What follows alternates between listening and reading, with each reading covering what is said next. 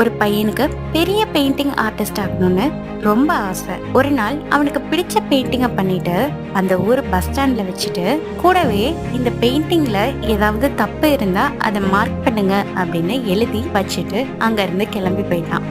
சாயங்காலம் திரும்பி வந்து பார்க்கும்போது அந்த பெயிண்டிங்க தெரியாத அளவுக்கு ஃபுல்லா எல்லாம் கிறுக்கி மார்க் பண்ணி வச்சிருந்தாங்க. நிஜமாவே நம்மளுக்கு பெயிண்டிங் தெரியுமா அப்படின்னு அவனே சந்தேகப்பட ஆரம்பிச்சிட்டான். இத பார்த்த அவங்க அம்மா இதை எப்படியாவது சரி செய்யணும் அப்படின்னு சொல்லிட்டு அந்த பையன் கிட்ட போய் பெயிண்டிங் பண்ணிட்டு நான் சொல்ற மாதிரி எழுதி அதே பஸ் ஸ்டாண்ட்ல வை அப்படின்னு சொல்றாங்க.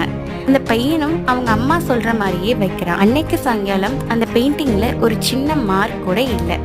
ஏன்னா அதுல எழுதியிருந்தது, இந்த பெயிண்டிங்ல ஏதாவது தப்பு இருந்தா அதை சரி பண்ணுங்க அப்படின்னு. ஏதாவது சொல்லணுமே அப்படின்னு குறை சொல்லிட்டு போறவங்க தான் இந்த உலகத்துல நிறைய இருக்காங்க.